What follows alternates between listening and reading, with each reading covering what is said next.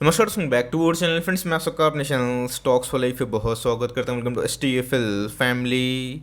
DFL members, जब भी हम लोग कंपाउंडिंग मशीन के बारे में डिस्कस करते हैं तो जी हाँ गाइस, एस्टेल का भी नाम टॉप क्लास कंपनी के साथ लिया जाता है। चाहे वो एशियन पेंट की बात की जाए, बर्जर पेंट की बात की जाए, रिलैक्सो की बात की जाए, एस्टेल की बात की जाए, सारे के सारे दोस्तों कंपाउंडिंग का बेनिफिट आपको पूरा दिखाई देता हुआ दिखाएंगे हम। तो जी कैसे बीच में एस्टेल के शेयर में एक महीना में बहुत ही बड़ी गिरावट हमें देखने को मिल रही है। आज भी अगर आप देखें 3% के आसपास फॉल होता हुआ देखने को मिल चुका है। तो जी इस मार्केट में आपको पता है बहुत सारी न्यूज़ होती है और न्यूज़ का इम्पैक्ट शॉर्ट टर्म में बहुत ही घातक होता है। बट हमें देखना है कंपनी के फंडामेंटल्स कैसे हैं, बिकॉज फंडामेंटल्स खराब होंगे तो जी उधर पे बने रहना सही नहीं बात होगी। बट यस, करे कोई और भरे कोई और वाली कहानी हमें देखने को मिल रही है। तो जी हाल फिलहाल में आपने सुना होगा एक्सिस में जो म्यूचुअल फंड है उसमें एक स्कैम की न्यूज़ हमें देखने को मिली थी, जहाँ पे 2 फंड मैनेजर्स को सस्पेंड किया गया था फ्रंट रनिंग के केस में। तो जी उस न्यूज़ की वजह से मार्केट में बहुत सारे अच्छे स्टॉक्स में अच्छी खासी पिटाई हमें देखने को मिल रही है और सरप्राइजिंगली उसमें एस्टेल का भी नाम होता हुआ देखने को मिल रहा है। तो जी इस न्यूज़ का इम्पैक्ट एस्टेल में कितना घातक हो सकता है, मुझे लगता है कि लॉन्ग टर्म एंट्री यहाँ पे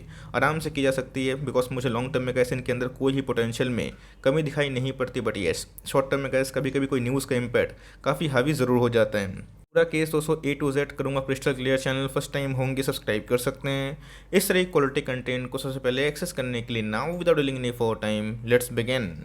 अभी के टाइम अगर आप देखें तो बहुत लोग इसके बारे में डिस्कस कर रहे हैं, बिकॉज जो एक्सिस म्यूचुअल फंड सागा है दोस्तों, बहुत बड़ा सागा हमें देखने को मिलता है। बहुत बड़े ग्रुप से एक्सिस म्यूचुअल फंड बिलोंग भी करता है। इनके जो फंड मैनेजर गए अपने आप में ही बहुत ही एक्सपर्ट माने जाते हैं। रिटर्न्स के प्रोफाइल में भी गए एक्सिस म्यूचुअल फंड ने बहुत सारे फंड हाउसेस को काफ़ी डोमिनेट भी किया था। हम 2020-21 की बात की जाए, बहुत ही चलता हुआ लेकिन फंड हाउस हमें देखने को मिल रहा था। तो जी कैसा को पता है कि जो कंट्रोवर्सी है वो रुकने का नाम नहीं ले रही है। इसके ऊपर गैस बहुत ज़्यादा डिबेट भी हो रहा है और फाइनली जो सेबी है गैस इसको प्रूव करने के लिए ऑफकोर्स एकदम उत्सुक है और होना भी चाहिए। बिकॉज मार्केट में कभी भी गैस फ्रंट रनिंग की केस आती है अच्छी बात नहीं होती है। तो जी जिनको पता नहीं है ये पूरा केस हमें क्या देखने को मिल रहा है और इसके वजह से चाहे वो एस्टेल की बात की जाए डीमार्ट की बात की जाए दोस्तों, लाइक इन्फोएज की, इन सब में मैसिव फॉल क्यों देखने को मिल रही है। तो कैसे फ्रंट रनिंग की बात की जाए, आप इसके बारे में जान लीजिए कि कभी भी कोई फंड हाउस कोई चीज़ को परचेस करते हैं उनके प्राइस में काफ़ी अप्स एंड डाउन्स होते हैं। तो जी कैसे फंड हाउस के मैनेजर्स की बात की जाए, उनको तो पता ही होता है कि वो फंड लाइक के जो पैसे हैं उनसे वो क्या परचेस करेंगे।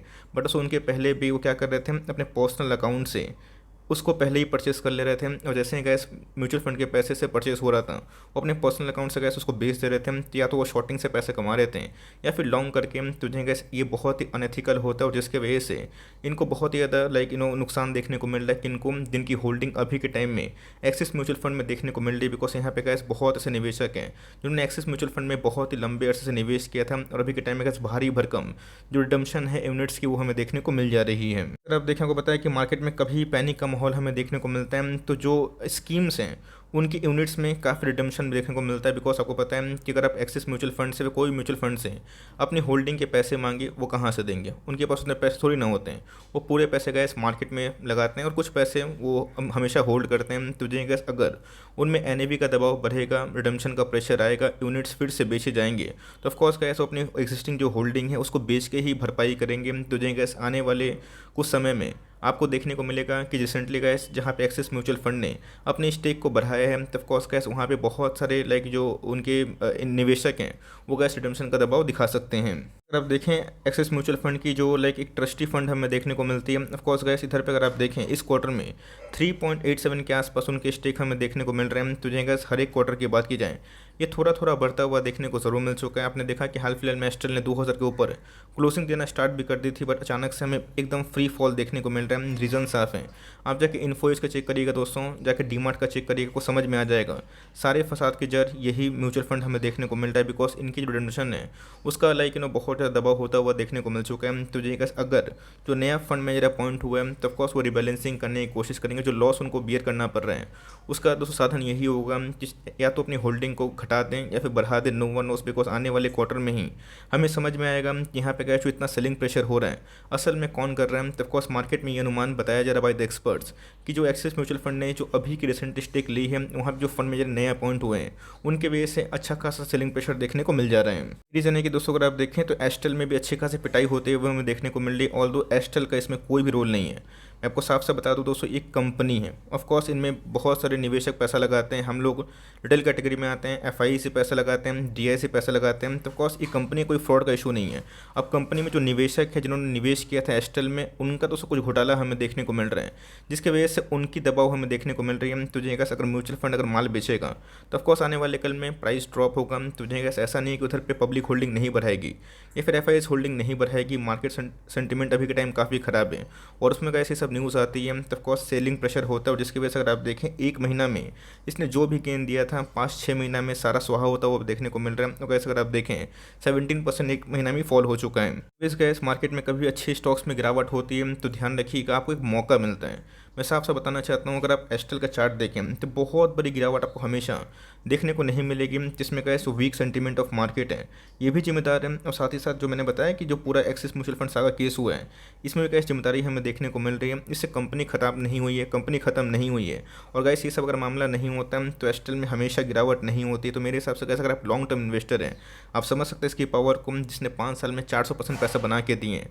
और पाइप पीवीसी का जो बिजनेस है गैस एवरग्रीन है, और उसमें कंपनी सबकी बाप जरूर है। इसने गैस कि मैंने कंपाउंडिंग मशीन में इसका नाम क्यों लिया, रीज़न भी था, बिकॉज मैंने क्या बताया कि मार्केट में कभी कभी ऐसा होता है जिसका आप पता लगा सकते नहीं। किसको पता था गैस कि एक्सिस म्यूचुअल फंड में ऐसा केस हमें देखने को मिलेगा और उनकी जो होल्डिंग है चाहे वो सेल ऑफ होते हुए देखने को मिलेगी। तो मेरे हिसाब से गैस इसमें भी गिरावट हुई थी 2020 में, जिनको मौका नहीं मिला, और उसके बाद स्टॉक में एक तरफा जो तेज़ी हुई थी।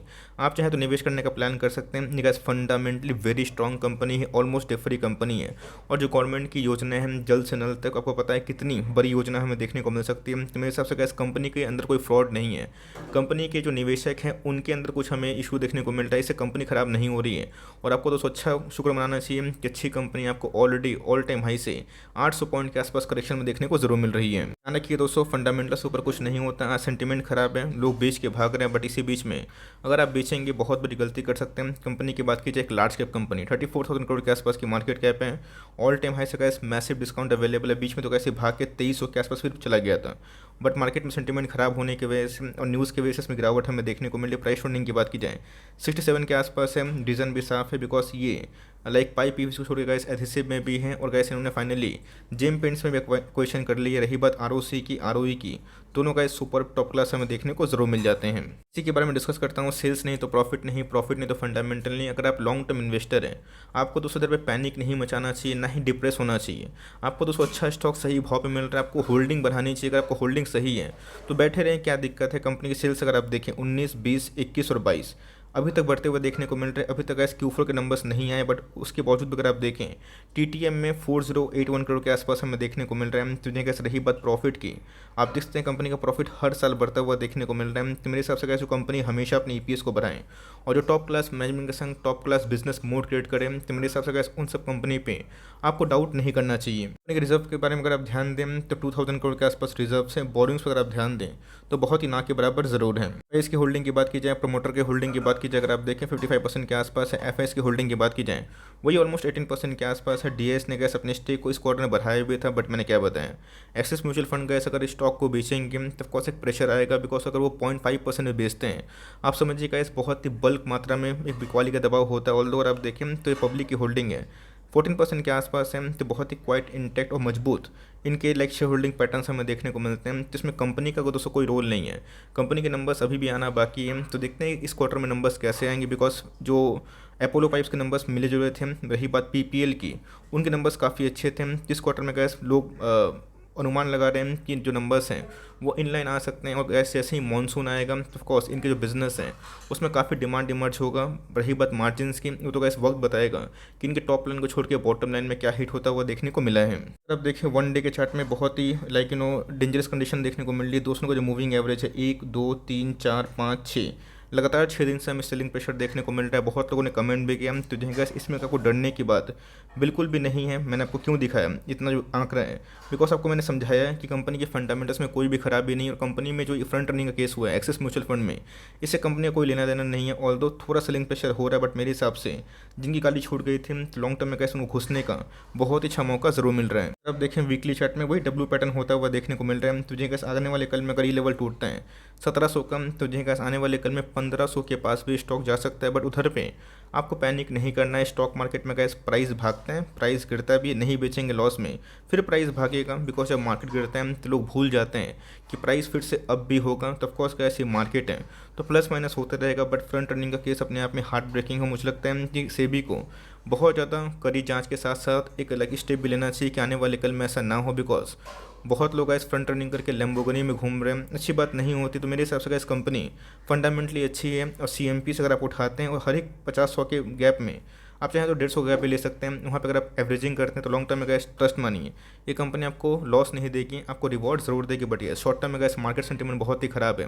क्या पता निफ्टी गिर जाए, तो ऑफकोर्स गिरता है तो पैनिक नहीं करना है। लॉन्ग टर्म इन्वेस्टर के लिए गैस हमेशा मार्केट गिरना एक अच्छा बात होता है, जहाँ पे अपनी यूनिट्स को बढ़ा सकते हैं, एवरेजिंग कर सकते हैं और होल्डिंग को लंबे अरसे के लिए बना सकते हैं। तो दोस्तों मेरा जो एफर्ट था आपको समझ में आया, पूरे डाउट्स आपको क्लियर हो गए कि इसमें एस्टेल का कोई रोल नहीं है। बट येस अभी के टाइम में जो सेलिंग प्रेशर है वो कंटिन्यू होता हुआ देखने को मिल रहा है। बिकॉज शायद से वो जो फंड हाउस के नए मैनेजर हैं उन्होंने कहा जो होल्डिंग है शायद से कम करना स्टार्ट कर दिया होगा। तो आई होप मेरा एफर्ट आपको अच्छा लगा, वीडियो सही लगी, इन्फॉर्मेटिव लगी तो लाइक कर दीजिएगा। और चैनल फर्स्ट टाइम होंगे तो यहाँ से सब्सक्राइब करना भी ना भूलिएगा। फर्दर कोई डाउट है ज़रूर ड्रॉप कर सकते हैं और कुछ तो रिव्यू चाहिए उसका भी नाम ड्रॉप करना ना भूलिएगा। I would love to make a video on your demand. Guys मिलते हैं जल्दी ही, तब तक के लिए bye. Thanks for listening friends, God bless you all.